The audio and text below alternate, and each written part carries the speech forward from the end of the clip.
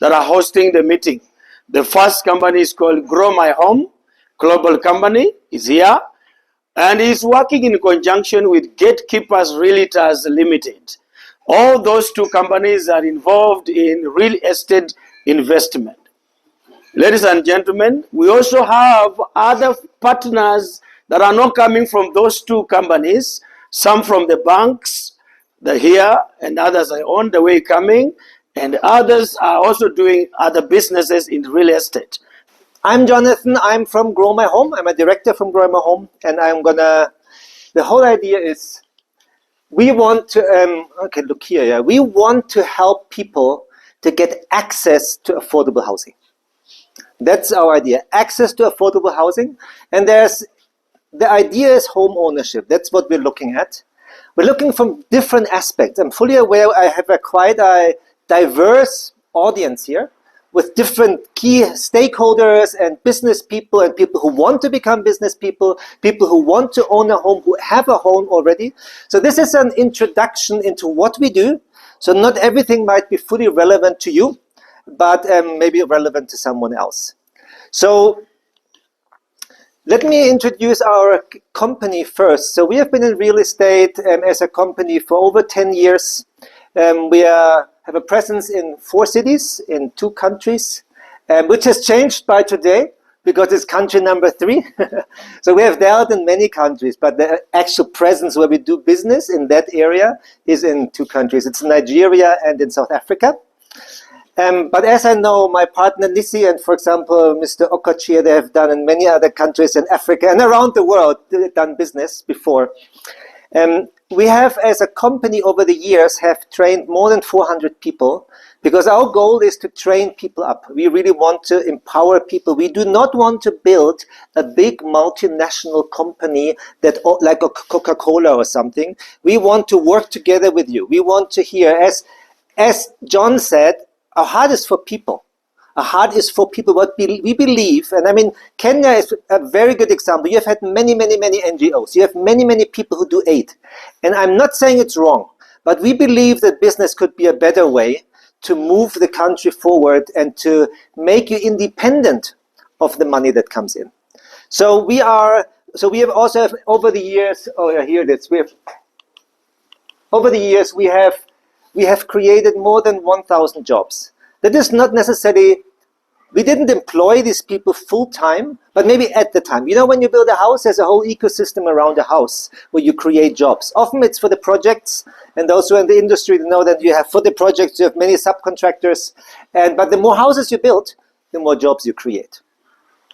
We have experience in quality and eco-friendly housing. So our approach is not quick, fast, cheap, get it done. But we really want to bring quality. We try to be innovative with our methods, and we want to be eco-friendly. We are aware that we are stewards of this planet, and eco-friendly should not be just a buzzword we use, especially in Europe. You know, every country says now they're eco-friendly. It's just, you have to be. So we really try to implement that.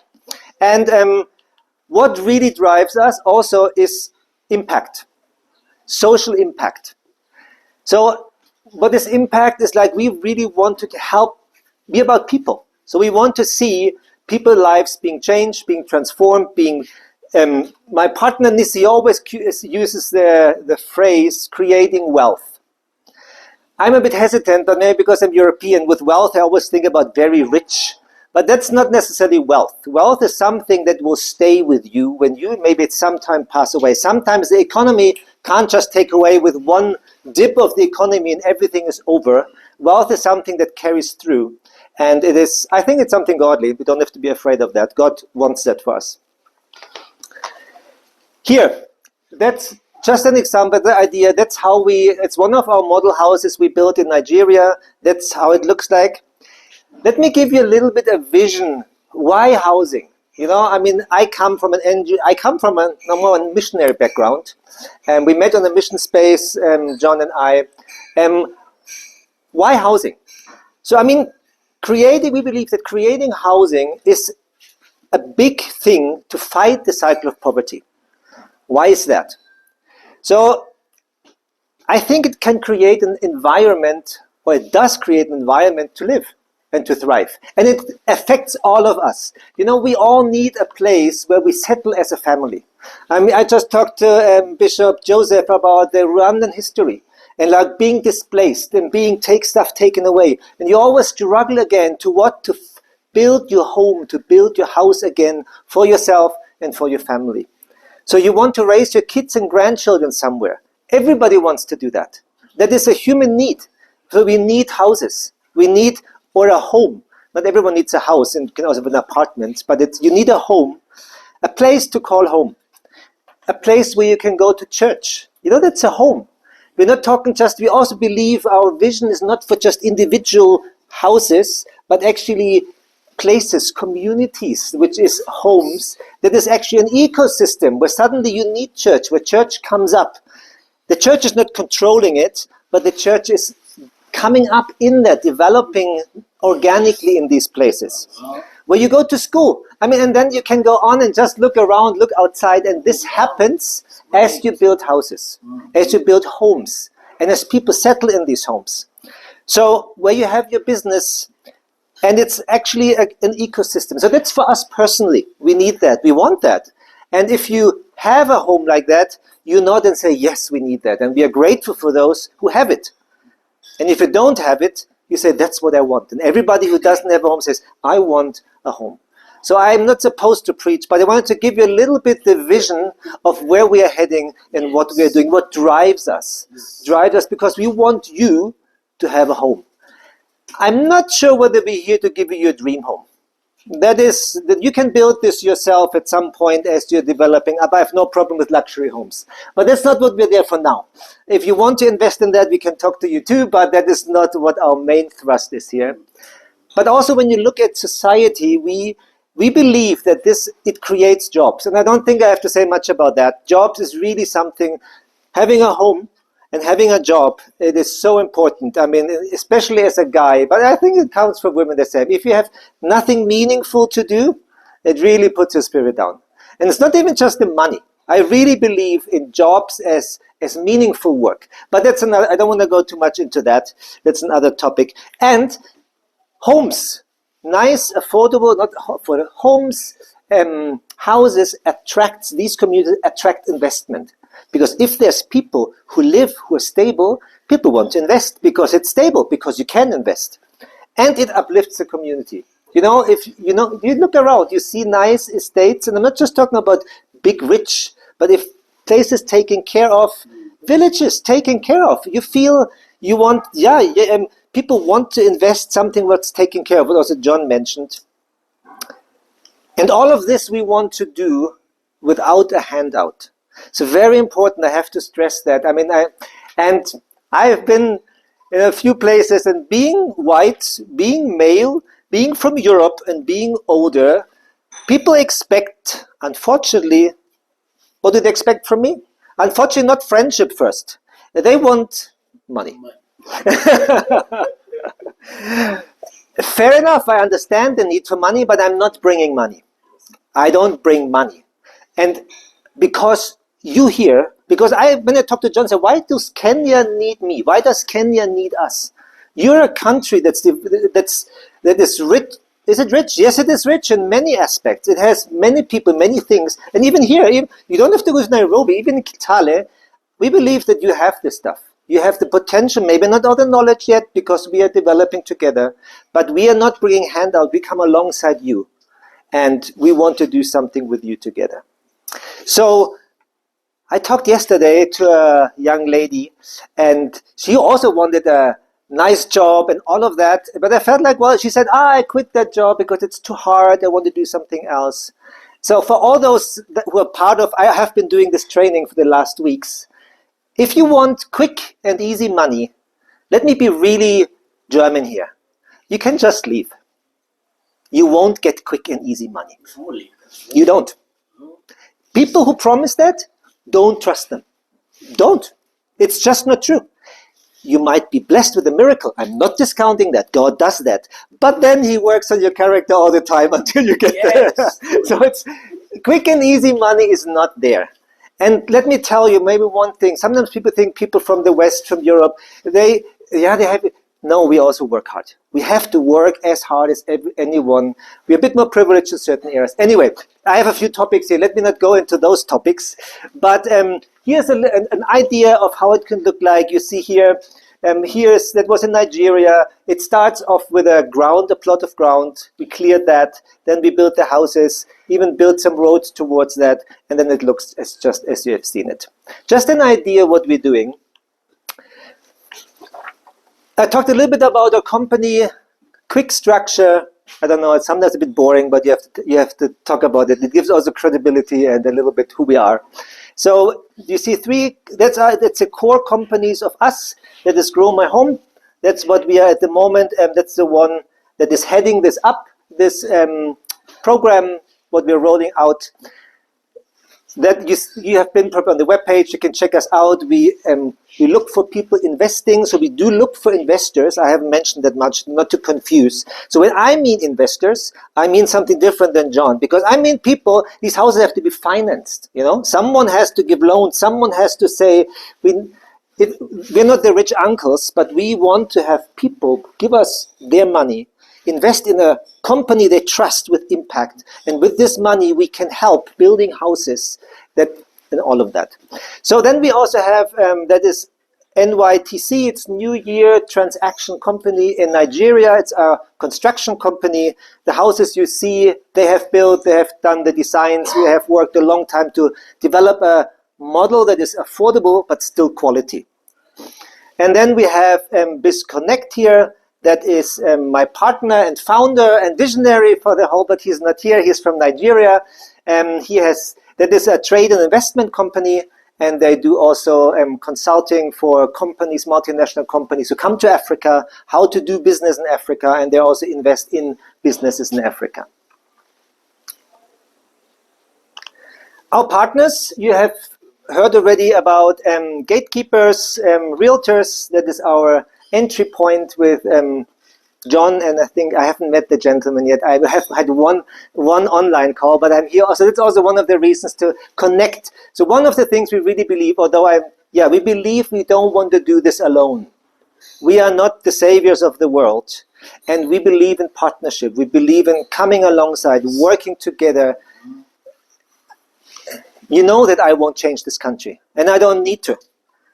I want to help you together to see some change coming. So that's why we look for partners we can trust. We're very much at the trusting relationship, because whether it's business or church, in the end it's the same. You need to trust people.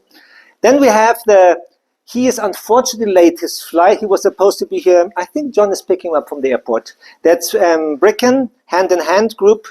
They're from Nairobi. They have done many developments in the country. And I think I skipped that because when he's here at the end, maybe he can introduce. We have a few slides. I have to skip them now.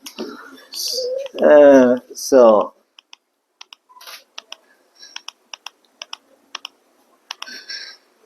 that is. Then there was some other. We are working. I can say that. So we are working together with a fund manager in South Africa. Registered, accredited fund manager with the Reserve Bank in South Africa. For the people, that's not so much for the developments. No, it's also for the developments we do.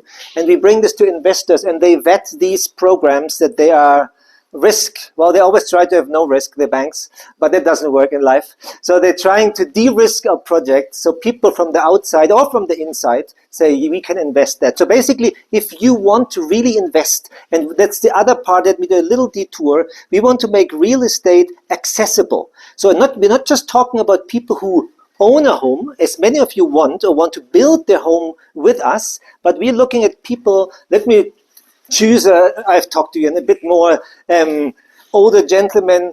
You're not a poor country. There's people here who have money, who have assets and all of that. That is just diverse, and I never assume things. Where do you put your money? How do you invest? And up till now, and I also grew up there, I come from Germany, real estate was a rich man's game. Who has the capital to just buy a house? Not many people, really not many people can just buy a house. So real estate was for the rich guys. But technology makes it possible to say we want to make it accessible. So for I don't know the Kenyan, for $60, you can invest in part of our house. So you can own a house. You can go on our webpage today. You can in South Africa, if you want to have diversify your portfolio, because you know you can't just put it on the bank. You don't know what's happening. So you have different things, and you know this better in your countries than in my country, that the system is volatile. You never know what's happening. So being wise, you can invest $60. You can already invest in real estate, and you're part of real estate investment. If you're interested in that, I think a better thing on Wednesday, there's been more opportunity to talk about how this would work, what are the details, how is it safe, how can you trust me, what are we going to do with your money, what's the ROI, and all of that. I think that just the introduction, we do that, and for this we need a fund manager. So we're not just taking your money. So there is all these processes and regulations in place to make sure that your money is safe. Because in the end, everyone who's standing here is telling you everything and how do you know? You know, we can talk. We can all talk a lot, and you have heard lots of talk. We try, talk about, come on Wednesday or talk to me if you want to invest. We're very happy to do that. Let me skip that. So, there was a long introduction about us as a company, but you have to do that so you know who we are. And I just want to welcome, I think we haven't done that though, so John mentioned that we did so we're doing a business training.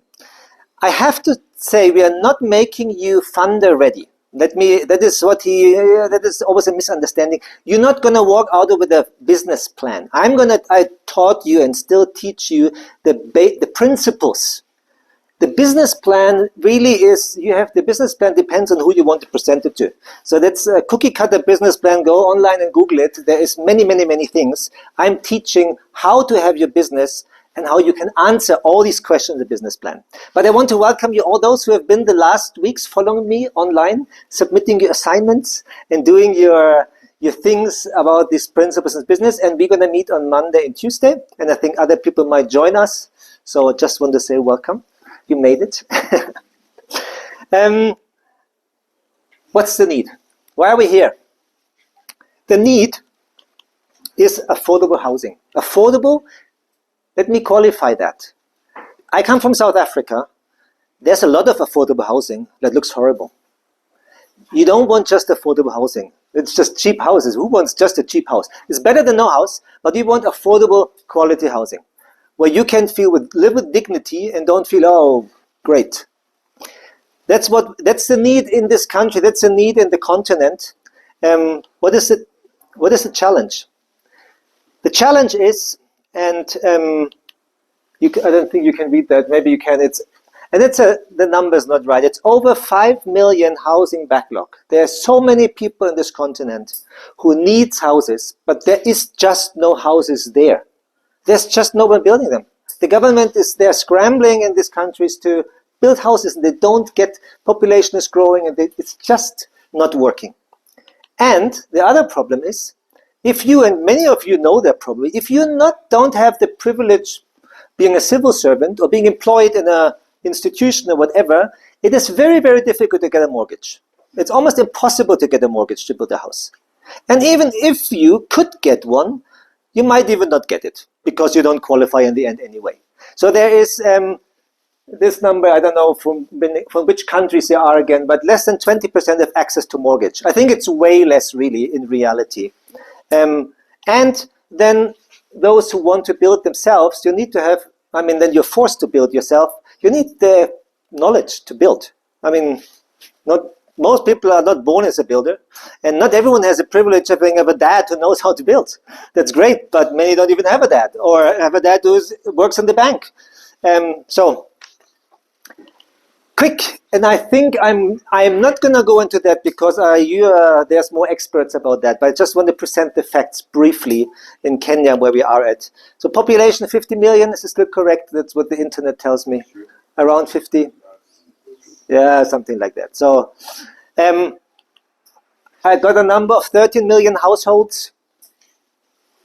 I think the housing backlog in Kenya is more than 2 million people. 2 million people are waiting for a house, can't get one. There's just not enough houses there. And it's growing every year. I don't know the numbers right. I got this from a reliable source, but there are 28,000 mortgages. It is a joke. I mean, 50 million people living in Kenya and having so little mortgages. The numbers and the details don't nail me on them. It's just to give you an idea what we're looking at. So I'm not saying nothing is happening. That's not true. There's many people right over there, people doing entrepreneurship programs. There's many things happening in this country. And Kenya has a government program rolled out and pushing for houses. So there's something is happening, but the traction and the pace is not there yet where it needs to be. So better statistics. I have one of our partners group. I mean, you can pull this from the internet. The banks know that. Some of these statistics, they're all public knowledge if you know where to look.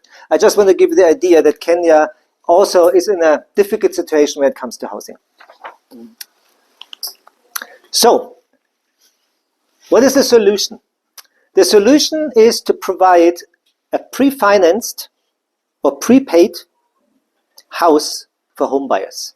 So to provide houses that are pre-financed where you don't have to come with a pot of money that you don't have and buy it. So someone has to give someone money so you can build this house, you can live in that house, and you pay it over a period of time, and afterwards it belongs to you.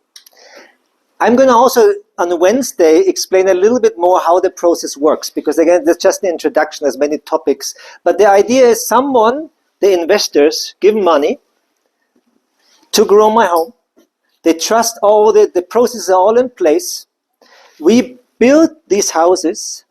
You as a potential house owner, you go through our program, you get trained, and I'm going to go through that. Then you live in that house, you rent this house, and you pay at the same time for this house for 7 to 20 years. And at the end, you own that house. That is our solution, what we're looking at. Quick, I went a little bit in the beginning. Why should we own a house? It's a place to live. It's a basic need. But there's more. I talked a lot about and I touched on that. It is also a place of investment. And as I said, we're making it possible. And there's others. It's not just us, but we are making it possible to also invest in portions of a house. A house is also a home. It's a place for business. Many people start their business in their houses because it's there, so why not start? Why pay rent? So you can use it for living and for business. Wealth creation, poverty eradication, it is something that stays. It's an asset for fundraising. So if you need a loan, you go to the bank. I always point to the banker. Then what they ask, do you have something you can show us as security? If you have a house, they're usually happy because that's something they can use. So houses, real estate is an asset for fundraising, and it's a generational inheritance. So we're not just thinking about, it's for those who are older, not just for us only, but for our children. Houses stay, you know. They can stay there if you don't rent. It's your children, your grandchildren, and it's always a brick and mortar, you know, that doesn't, of course, there can be something, but it's generational. And what I read, in Kenya, in your constitution, the right to housing is embedded. In your constitution, it says you have a right on housing. What does this mean? Well, it probably means that the government pushes hard to get this going, but it means the government recognizes this, that you, every human being, or at least your citizens, have a right on housing. I found this interesting. That's in the constitution. So, wow, I have no idea what the time is, but I'm going to go with you now. There's different ways to own your house. So in most cases, home ownership is a long journey. If you're not rich in cash, you can't just have a house, own a house. You can live in a house, but you can't own a house right away. As I said, it requires time and commitment. Most things in life that matter are not quick. It's also these basic principles in life. And there are several paths to own a home. And I'm going to go with you through a few because they touch on different topics that we do. For those who signed up for the business program, they think we're all just doing business. But no, we're business. Everything evolves for us. Remember, we are a company. We are not an NGO who just who empower. We're a company who believe that we can empower, we can we can help people with profit. We believe that is possible. So it starts that you in your mind that you think I am a potential homeowner.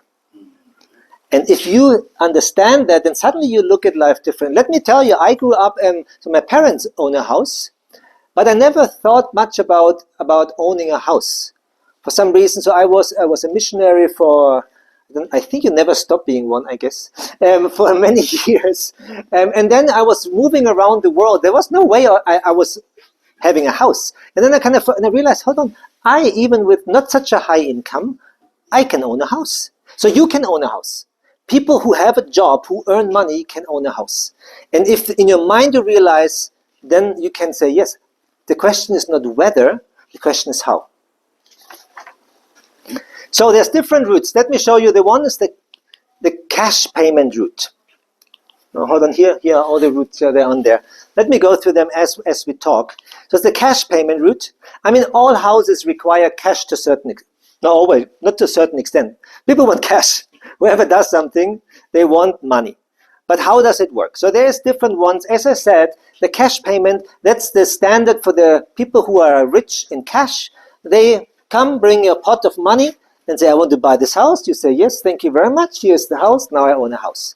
That is clear, easy, but most of people cannot do that. They don't have that cash. So the second route would be in the cash payment with installments. Okay, you don't have, that's what I said, in cash. You don't have all the money in cash there on the bank sitting, but you might get it over a period of time, like 36 months, and you pay every month. So you add wherever you get it from. That is the installment. Then there's a mortgage loan. As I said, usually in the more developed countries in the West, where the systems are more developed, there is many banks offer mortgages. It's more developed. In Africa and other countries, this is not so developed. Mortgage means that you go to the bank and say, I want to buy a house or build a house. Can you give me the money? They say, yes, we see you have the ground here. You're building a house. You have income. We look at your income, at your situation, and yes, blah, blah, blah. You pay interest, and then you pay over 15 years, you pay off the house. The bank has a hold over the house, and as soon as you're done with payment, voila, your house. But again, it's not easy getting mortgages. It's very high requirements. And then there's rent to own, and I put TPS, yes. That's the tenant purchase scheme I learned that's in Kenya. This is a program your government already has. There's a law or something, I don't know if it's a law, but there's a program rolled out for people to do exactly what I'm saying your government is already doing in this country. So we are just one of the people they look for to say, can you help us roll this out? That means, that's what I said, you rent and buy a house at the same time. So you don't own it yet, but you rent it. And why? Well, why would we do that? Because if you rent your house, you treat that very different than if you rent another person's house where you know you're going to move out again. If it's your house, you take another care because I'm going to live in that house. That's going to be my children's house. So I want this house to be nice. So you rent there and you at the same time pay. So you pay rent and you pay off. And after 15, 20 years, you own that house, you get the title deed and you're done. So it's similar to the bank, just the bank doesn't do that. And you already living in that house. In detail, we can talk about this on Wednesday, I think, how this actually looks in detail. There's government programs I've noticed, they do that. There is things out there. We are not the only ones, the new ones. But I mean, the countries are big and rolling out a program. Whoever is involved in those processes knows it takes a long time until things happen. And then there's private sector organizations that do that. We, for example, are one of them. There's other who are out there doing that. That was the cash payment route. Now we look at the self-build route. So if you're technically inclined, or you have no other way, then you have to build your house yourself. So you can do the individual self-building using a contractor. You say, hey, I'm not a builder, so I'm using someone who helps me build this house. That would be how you pay them. That is another question, but you build your own home with someone who's expertise and does that. The other one is you do it yourself. You learn how to make bricks, you learn how to, or you picked it up somewhere, and you just build your house yourself step by step. Then we have a group, self-built, using a contractor. Say, I don't know, alone, you know what, I have friends, why not do it together? Why not come together and we build a house together? But we're not all experts, and we actually don't have the time for that. Let's find a contractor who's doing this for us. And maybe you first start building one house, then you build the next house, or you have an agreement somehow how you do that. And then there is the group self-built. And interesting is also in Germany, when I grew up, when I did my training, there was people from the countryside and who told me that. That was the way of doing in the villages in Germany, and there was really solid houses. We're not talking about just huts in villages, but really solid houses, quality houses. And they every weekend, they always came tired to work. Every weekend, they were on some construction site building a house for someone. And when they're done with that one, probably most likely then it comes the next one. And as and the people grow older, so basically the whole community helped each other out the whole time building houses. And that's how in some villages houses are built. They don't, and there's usually some people who are technically back then had the knowledge of doing that, and it's also an option how to do it. Another way of owning a home, and I touched on that, is real estate investment. And let me quickly go over that. It's not just for living a house. Real estate is big assets. It's, I think, the biggest asset group in the world. Money is usually, and when you talk to people who have money, they usually have property. They have property not just in one country, but in different countries, because that is a safe thing. There's always brick and mortar. The money in your hands, in my country I always felt it's safer. That's changing. But the money in your hands, you know, if the bank decides something, if it crashes, this is just paper you can burn. But the house, this is something you can touch. And yes, it can also burn down, but not because the government or the economy or something is happening that is then disastrous. Nothing is safe. Life is a risk. We know that. That's why we need Jesus. But so property makes good assets. They hold value over time. So money, as you might know, money decreases. 100 shilling today, or like go back, talk to the older ones, and you older who know that, 20 years ago, 1,000 shilling, you could do so much more 20 years ago than you could do now with 1,000 shilling. So basically, but property goes up. It's called value appreciation. It goes up. And it protects you from inflation. Property preserves wealth across generations. I also touched on that. You leave your children already wealth. Not cash, but wealth. So that's basically what I realized in my country where I grew up. Did we have much cash? I think we were middle class as we grew up, but there was a house. And that gives you wealth, that gives you stability. And that's what we want to give our kids and grandchildren, stability to live. I don't think we would need to spoil our children, we want to give them wealth and stability. Property can be used as collateral. I said that if you want a loan, if you want to do business dealings, and if people know you have assets, they're always happy. You have to you make sure that it's not in the contract that they can never take away your house. But it's always, you can use it as a collateral. Properties can be rented out or sold, and you know that. That's often when you think, how can I make money? And you own a house. Oh, you have a room there. Maybe someone can live in that room, and you can make money with that. That's an easy way to. Is it easy? Yeah, it's a quick way to get money, and because you have something. And as I mentioned, property can be used as a business premise.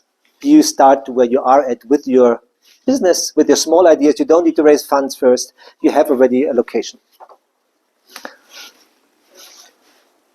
Real estate, what are the options? And so the real estate investment options is you buy a house, and what do you do with it? Because you don't just buy a house, some people do to let it sit, but uses houses that are not used are not really good. So you buy the house to rent it out, and then you already have an income.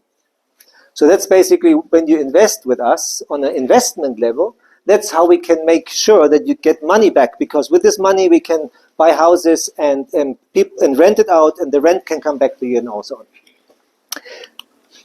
You can be a developer. What does that mean? you invest into someone, you take money for a house that's not built yet. It's not there yet, but it's being developed. There's a plan, that's where the fund manager come in this month. This plan is safe, and we trust that, and we build it. The danger is it's not going to work. The bonus is if it's going to work, you can make a lot of money. Co-developer is pretty much the same, you just don't do it alone. You come as groups together and do development or investment as a group.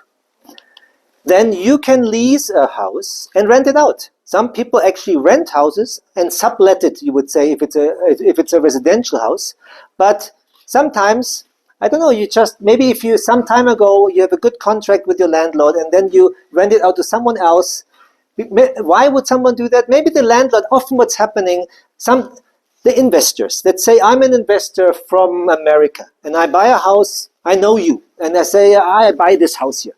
But I say, what do I do with this house? So you say, you know what, I can rent this house, lease this house from you for that price.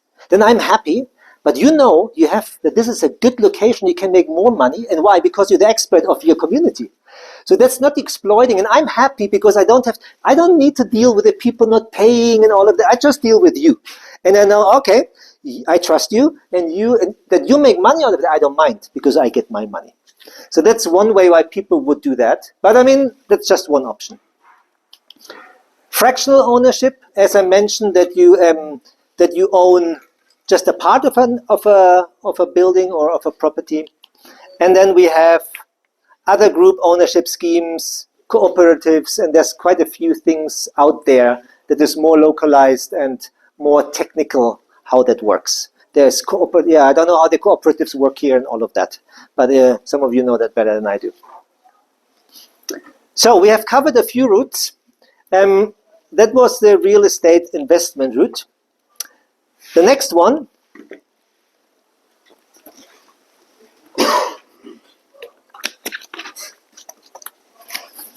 is the business route. So so it's basically saying you start a business in order to have income, in order to own a home. So you're not waiting for a job, you say, let's get active, I start a business. Because it's a sort of income and you can create it and transform it into a house. So we are passionate about that also, not just because it's one way to create money. So first of all, we are passionate about businesses because it empowers people. Plain and simple. My heart is when I see people get a job or who have a business, I'm happy because it creates you. I'm here, my motivation is to help people to fight poverty and to get people out of poverty into a dignified life. And business does that. Business really does that. But also, remember, we're also looking at an ecosystem. So as you grow, as we help you grow your business, we have a trusted partner we can work with. Where's Stanley? I saw him. There you are. You're a builder, right? Or come from the construction. I know you're not fully yet done, but why would I train you? Well, we are training around the construction industry. So we are interested in training you. First of all, because you're a human being and you are valuable to do that, even if you don't work with us. But as we train you, we build trust. As we train you, you understand how we work because we need to do business well. As we train you, we gain a partner in the future we can build the houses with. So we actually create a little bit some of our ecosystem by empowering. And is this fast? No, it's not fast. It takes a while, but it builds the relationship and the structure you can build on. Because if I use one of the experienced high-end architects here, I can pay them. And then I wouldn't need to come. They do their houses anyway. So we need them too. Obviously, we need the experts, but we also want to bring that up. So that's why we are passionate about business. And by the way, business, I come to that later. The stuff you're passionate about, you always go on. That is kind of the thing of life. And there's a few things. Let me just touch. You can do business, can be a part-time or can be full-time business. Sometimes it's good to start with a side hustle or side business because you can't afford yet to go full-time into that. You can be self-employed. That's what most people think of and start off. Then people it's not all of us who are doing business, but some people of us, and I'm not so good at that either, is they're entrepreneurs. They are not looking for just having a job.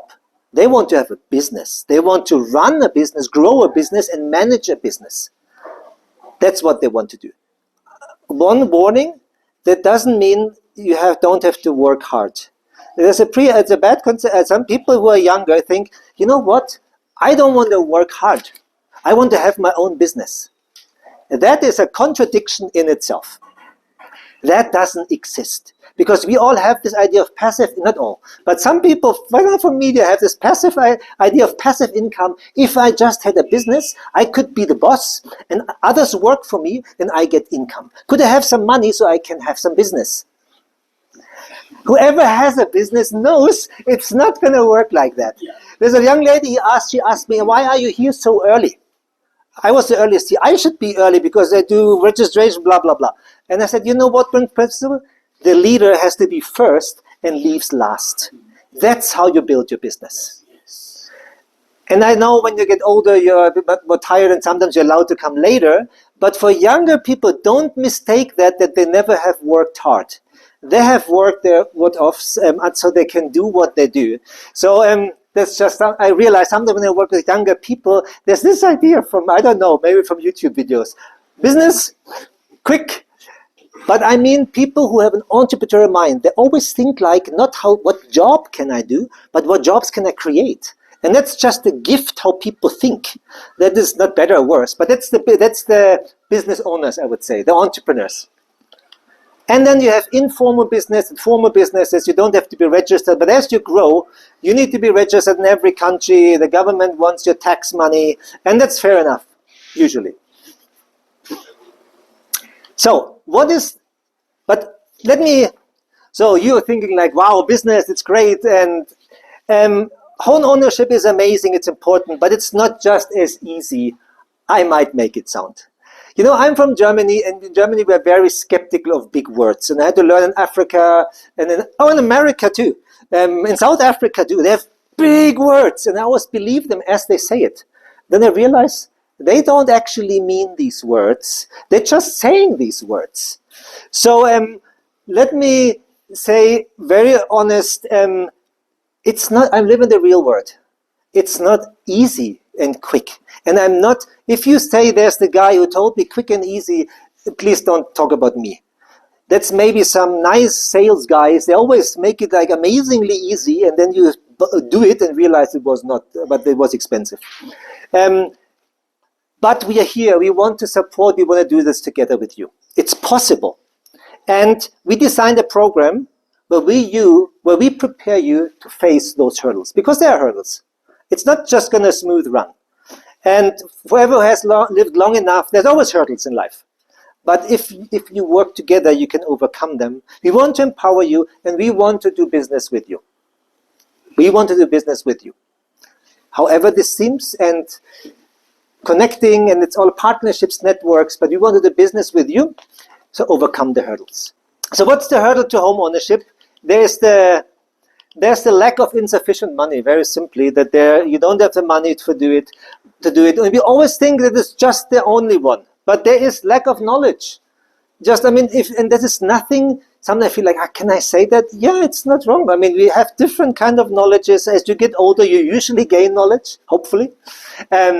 But even then, just being, let me pick you because I know you. Just because you're the bishop in Rwanda doesn't mean you know home ownership. It's a little, why? Just because I am 50, I don't know about sewing. I mean, so not knowing something is not a problem. The problem is if you pretend that you do know and present as you do know. Because then you're in trouble, because then you start things you have no clue about.